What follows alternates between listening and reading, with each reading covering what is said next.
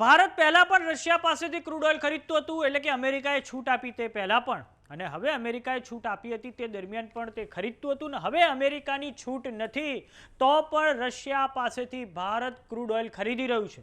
આ શબ્દો છે ભારત સરકારના પેટ્રોલિયમ મંત્રાલયના સેક્રેટરી સુજાતા શર્માના.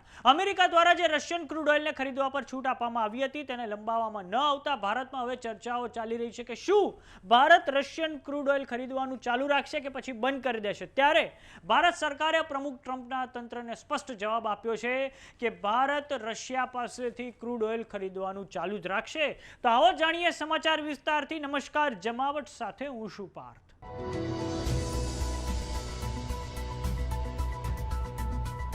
એક તરફ અમેરિકા આગળ ઈરાન ઝૂકવા તૈયાર નથી. ઈરાનનું જે સ્ટેટ ઓફ હોર્મુઝ છે તેના પર તેનું નિયંત્રણ યથાવત છે.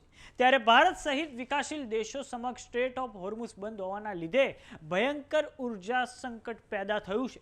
ત્યારે માર્ચ મહિનામાં જે અમેરિકા દ્વારા ભારત સહિત અન્ય દેશોને રશિયાનું ક્રૂડ ઓઇલ ખરીદવા પર છૂટ આપવામાં આવી હતી તે હવે સમાપ્ત થઈ ચૂકી છે, અને અંતે અમેરિકી ટ્રેઝરી સેક્રેટરી સ્કોટ બેસેન્ટે આ છૂટને આગળ ન વધારીને તેને સત્તાવાર રીતે ખતમ થવા દીધી છે. આનાથી રશિયા પાસેથી તેલ ખરીદતા દેશો પર હવે દબાણ વધવાનું છે.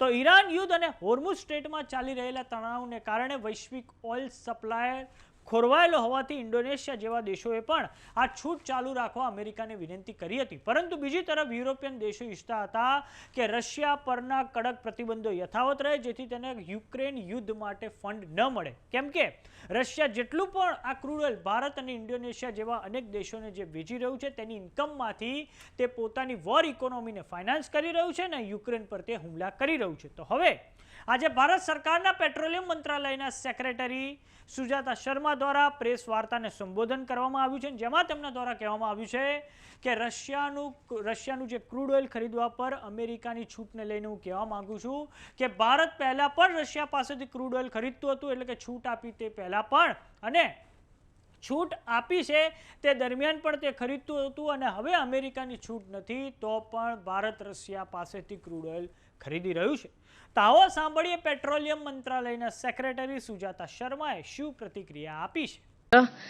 And regarding American waiver on Russia, I will like to emphasize that we have been purchasing from Russia earlier, and before waiver also, during waiver also, and now also. So it is basically the commercial sense which should be there for us to purchase, for OMCs to purchase. So that's my precise answer. There is no shortage of crude.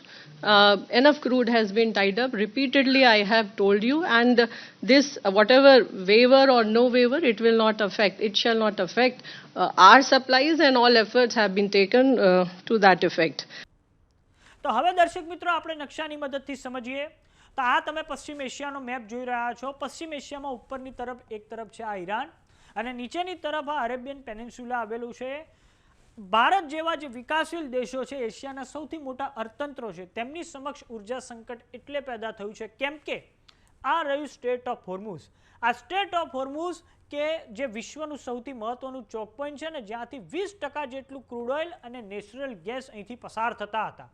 આ ઉપરાંત આ જે state of હોર્મુઝ છે તે gulf of Oman અને આ Persian ગલ્ફને છોડે છે. હાલમાં તો સ્ટેટ ઓફ હોર્મુઝમાંથી રોજના 3 કે 4 જ જહાજો પસાર થઈ શકે છે, પરંતુ 28મી ફેબ્રુઆરી એટલે કે અમેરિકાએ જ્યારે ઈરાન પર હુમલો કર્યો તે પહેલાં ત્યાંથી અંદાજે રોજના 150 જેટલા જહાજો અહીંથી પસાર થતા હતા. અને આ કારણે હવે ભારત સહિત જેટલા પણ એશિયાના બીજા મોટા અર્થતંત્રો છે તેમની સામે હવે એક ઉર્જા સંકટ પેદા થયું છે. હવે આપણે જણાવી દઈએ કે અમેરિકાની શું રણનીતિ રહી છે. તો જેવું જ ફેબ્રુઆરીની 28મી તારીખે અમેરિકાએ ઈરાન પર આક્રમણ કર્યું, એમણે એર સ્ટ્રાઇક કરી, આયતોલા અલી ખામેનીનો જીવ લઈ લીધો. આ પછી ઈરાન દ્વારા સ્ટેટ ઓફ હોર્મુઝ પર નિયંત્રણ લઈ લેવામાં આવ્યું. ઈરાન દ્વારા ઇકોનોમિક વોરફેર છેડી દેવામાં આવ્યું, અને આ પછી જે આંતરરાષ્ટ્રીય બજારોમાં જે ક્રૂડ ઓઇલના ભાવ છે તે $100 કુદાવી ગયા. હવે આપને જણાવી દઈએ કે આંતરરાષ્ટ્રીય બજારોમાં જે ક્રૂડ ઓઇલના ભાવ $100 કુદાવી દીધા, આ કારણે અમેરિકા જેવા જેટલા પણ બીજા દેશો છે ભીસમાં આવી ગયા, અને એ પછી એમણે ભારત, ઇન્ડોનેશિયા સહિત અન્ય દેશોને રશિયન ક્રૂડ ઓઇલ ખરીદવા પર મંજૂરી આપી કે જેનાથી આંતરરાષ્ટ્રીય બજારોમાં આ ક્રૂડ ઓઇલના જે ભાવ છે તે નિયંત્રિત રહે. પરંતુ હવે અમેરિકા હોશિયાર છે. અમેરિકાએ હવે આ જે છૂટ છે તેને વધારી જ નથી. સ્કોટ બેસન જે અમેરિકાના ટ્રેઝરી સેક્રેટરી છે તેમનું કોઈ નિવેદન જ સામે નથી આવ્યું.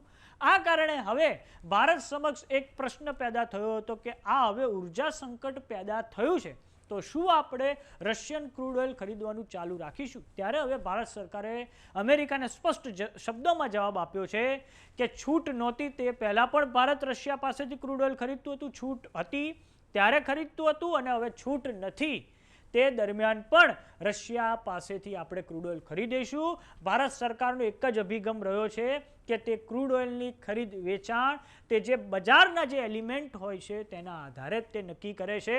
કોઈ ત્રીજો દેશ ભારતની આ પસંદગીમાં કે ભારતના સાર્વભૌમત્વ પર પ્રશ્ન ઊભા થાય તે રીતે કોઈ પણ નિર્ણય નથી લઈ શકતો. આમ ભારતે આજે સ્પષ્ટ જવાબ અમેરિકાને આપી દીધો છે. તો સમાચારોમાં અત્યારે બસ આટલું. જોતા રહો જમાવટ. જો તમે અમને યુટ્યુબ પર જોઈ રહ્યા તો સબસ્ક્રાઇબ કરો. જો તમે અમને ફેસબુક પર જોઈ રહ્યા તો ફોલો કરો. સાથે જ અમારી વોટ્સઅપ ચેનલ આવી ગઈ છે, જોઈન કરવાનું ના ભૂલતા. નમસ્કાર.